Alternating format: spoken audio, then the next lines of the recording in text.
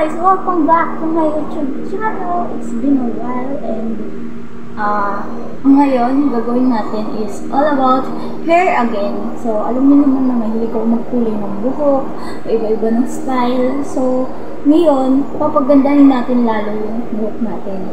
Bukod sa may kulay na siya, ire-reband natin siya. And nag-shampoo na rin ako ng buhok para ma-ready ko na yung sa pagre-reband ko. So, first step nga is shampooin niyo yung buhok niyo. And ito ang gamit kong shampoo, Aloe Grow. From the word itself, grow, gusto ko na kasing humaba agad yung buhok ko. Since nagpa-ikli ako guys, yan ako. Ang bilis na humaba ng buhok ko dahil dito. Dati hanggang dito lang yan. Sinakto ko na dito sa shoulder ko. Yan na, pinubo na siya ulit. Kasi nga, gamit ko tong shampoo na to. Mabilis siya magpatubo ng hair. Kung gusto nyo guys, ilalagay ko yung link sa Shopee sa baba, sa description box. And then, magtungo na tayo sa Bremod Rebonding Set. So, ayan. Ito yung number 1 at ito yung number 2. Dalawa kasi nilalagay doon. So, nabili ko siya sa Shopee for only 260 pesos. O, saan ka pa? Makaka-rebond ka na sa halagang 260 pesos lang. So, diba? Napakasulit. So, ayan. Ang kailangan pala natin is, pag may kulay yung buhok mo or damage na, kailangan mag-apply tayo using wet application. Or basa yung buhok mo. Ganyan. So, ayan. Ayan. Susuklayin ko lang siya. Basa pa siya, guys. Siyempre, hindi natin yung papatuyuin kasi ayan ang nasa instruction. Pag may kulay yung buhok mo, dapat maglagay ka basa. And another na pangangailangan is gloves. So, bumili na rin ako ng isang plastic ng gloves para unli kulay, unli hair care tayo dyan. Hindi ko na kailangan pa-ulit-ulit lumabas sa bahay. Ayan, naka-ready na yung aking gloves. And sumunod naman ito yung bowl ko, tapos ito yung pang-apply ko. So, lalagyan ko na siya. Siyempre, ang una natin gagamitin is yung number 1. Yan. Let's go. Ayan na siya, tapos i-apply na lang natin siya sa buhok ko. Let's go. First, ilalayer ko muna. Yung baba muna. Yan. Tapos, gagamit lang tayo ng clip.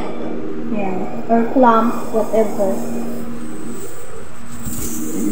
Suklayin ko lang muna. And dapat 2 to 3 cm away siya sa roots ng buhok natin para hindi siya maglagas. Ganun. So, may gap siya. So, parang mahirapan ako sa brush. Kakamayin ko na lang.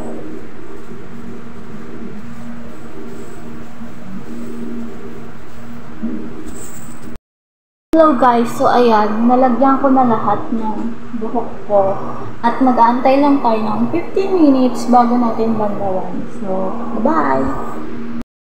Hello guys, so ayun, nabanlawan na natin siya. Tapos, blower ko na siya kanina, ayan.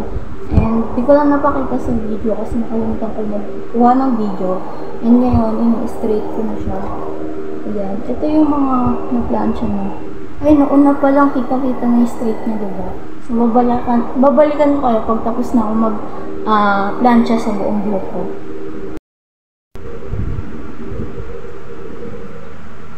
At, ayan, guys. Tapos ko nang planchahin yung buong buhok ko. Yan. Gusto mo. At ayan. Kita nyo, straight na siya agad. Diba? Pero hindi pa yan tapos. Kasi may susunod pa na gamot. And yung susunod na yun, last na yun. Tapos, i-blow dry ulit natin at pa-plancha yun. Same lang ginawa ng una. And ayun, tapos na siya. Pag nagawa na yun. Pero ayan o, tignan nyo. At yung first na gamot with plancha na rin at blow dry. Diba ang ganda? Parang na siyang revamped na agad. So, what's more pag yung second na din. Ang ganda, I love it. Kasi, ever since nagpakulay ako, bumangit talaga buhok ko. Kaya, ang ganda, babe. Ang ganda. Kaya mag-desisyon ko na nagpa-rebond. So, ayan.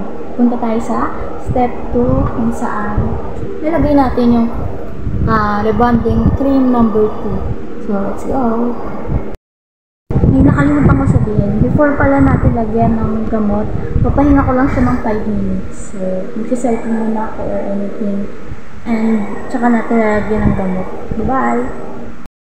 Hey guys, so ayan. After 5 minutes, nilagyan ko na ng gamot yung aking hair. So, yung number 2. So, let's put it on our hair.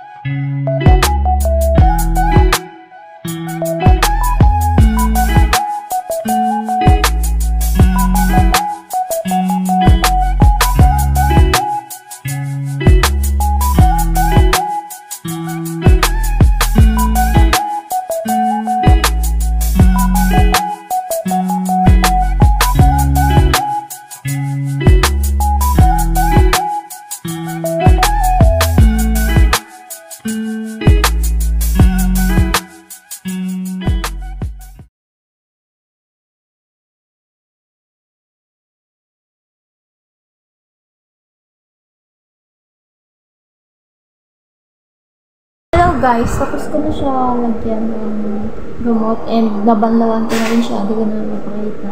Ngayon, blower na tayo, papatayin natin. So, let's go.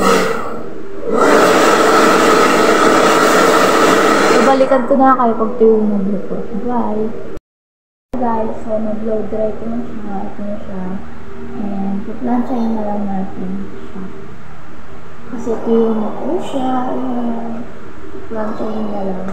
So, i-babay layer ko rin yung pagka-plancha ko. Inasan ko muna ito.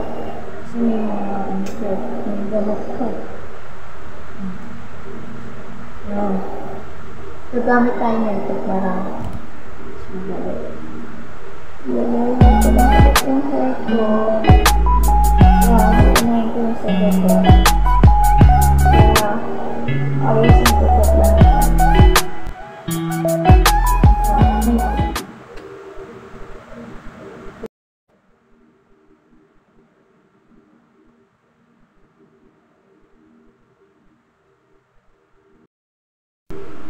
Hi guys! So, tapos na ako mag-rebond and ito na itsura niya. Ayan. Super straight na.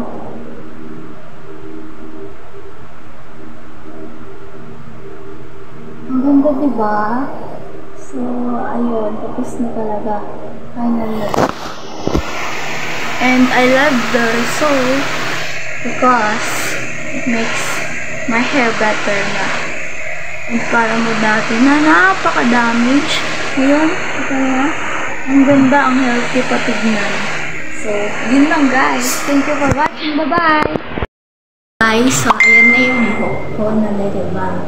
At in-stylean ko na rin siya, linagyan ko siya ng hair extension para makita nyo kung gaano kaganda yung buhok ko.